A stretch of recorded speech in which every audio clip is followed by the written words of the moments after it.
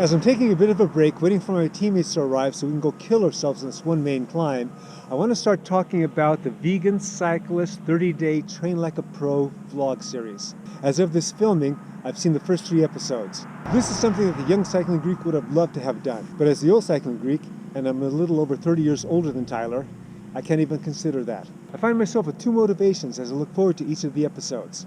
The first, I get to live vicariously through what he's doing, and the second, I don't know if he's going to be able to complete this, if he's going to be able to survive. And that is great marketing. Hey cycling community, this is Steve Grusis, the Cycling Greek.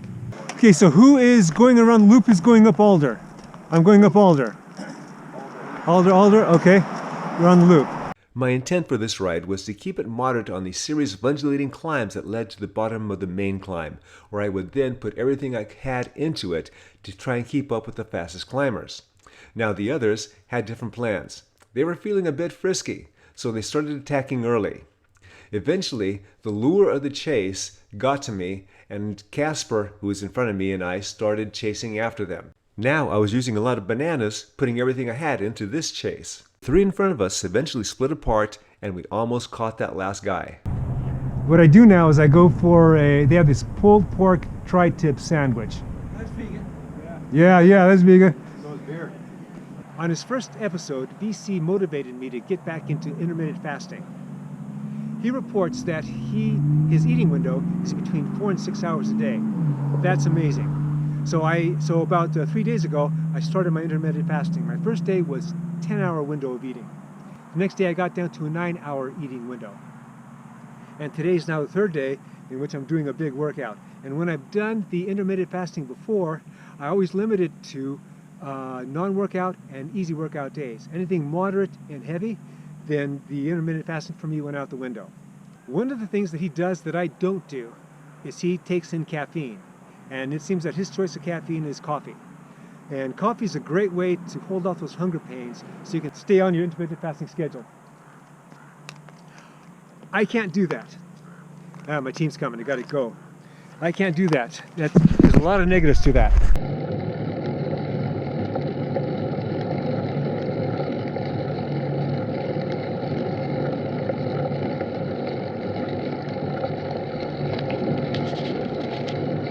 We have now started the main climb. This climb is just north of my other climb that I usually do if you watch my videos. This particular route is 12 miles, although we cut it up into 3 sections. This first section that we're on now is about 1.7 mile and it goes 7.1%. After 1 mile or so falls flat, we start the second, what I call the main climb, and that's about 4 miles and that averages 6.6%. The last 4 miles of this route is undulating climbing. I'm focusing on the first 2 climbs. Let's get back to caffeine. As I was alluding to earlier, caffeine has positives and negatives. The positives are immediate. They get you going. The negatives, well, they're longer term. In the short term, to get your body going, what the caffeine does is forces hormonal changes. And one of the many effects of these changes is increasing your heart rate. In short, it's forcing your body to do something that it does not want to do. The body wants to back off and rest. In terms of cycling, Tyler's at the top of his game. He's like a finely trained thoroughbred. That also means that he's close to the edge. What VC is doing in this series is what the young cycling Greek had done for many, many years. For the longest time, I had burnt the candle at both ends, getting by with minimal sleep.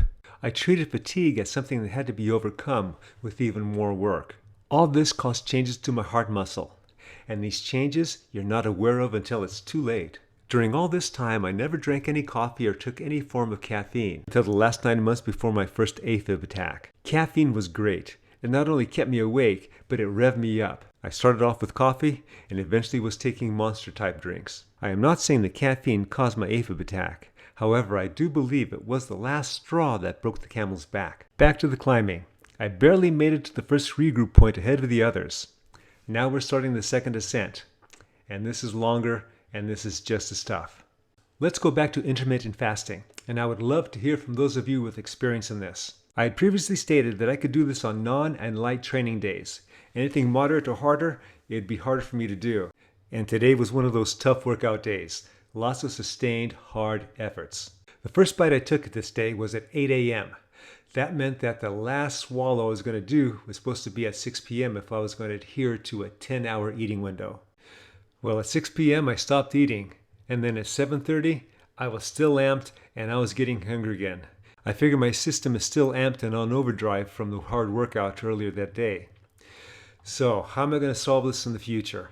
I figure by taking small steps. I'll start with workouts that are a little above easy and try and adhere to my eating window then, and then just kind of work my way up. Let's jump back to the climbing. Now, the person in front of me, that's Tracy. He beat us all to the top. Now, the rider in back of me, that's Chris, whom you've seen on my channel before. We were trading pulls for about 3 miles before I just couldn't keep up with him, and I had to drop back. I got my legs under me, then I started chasing after him. It took a little bit to catch him, but I did, and then he was starting to die out by that time. So I passed him up, then I could see Tracy in front of me. But again, I never caught Tracy, and later I found out, well, he was nursing a slow leak. While at our second regroup point, this happened. I gotta say this. I wish I got a camera on. If I had this camera on, I'd have like 1 million subscribers in about a week. This older lady and her husband were driving, coming along the road here. No one else coming from the other side. They had a lot of room. We are here. We are on the edge, arguably on the road.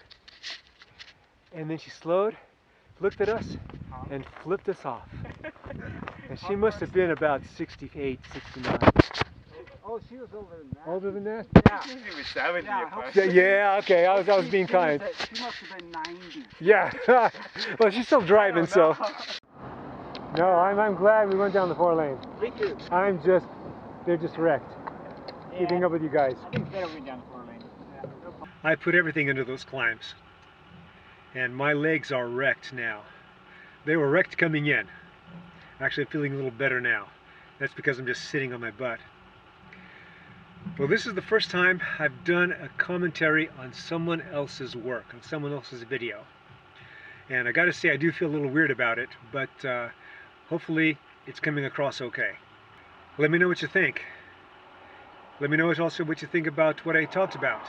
The intermittent fasting, sleep quality, sleep amount. Anyway, I'm looking forward to his next video. All right, time for me to get some pulled pork and tri-tip sandwich. My Strava link is going to be in the description below, so check it out. All right, comment, like, subscribe. The Cycling Greek.